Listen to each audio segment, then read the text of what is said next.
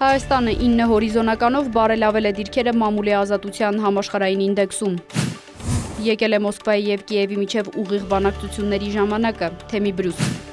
Ուկրաինայում խաղաղության միակ խոչընդոտը Վլադիմիր Պուտինն է, բարո։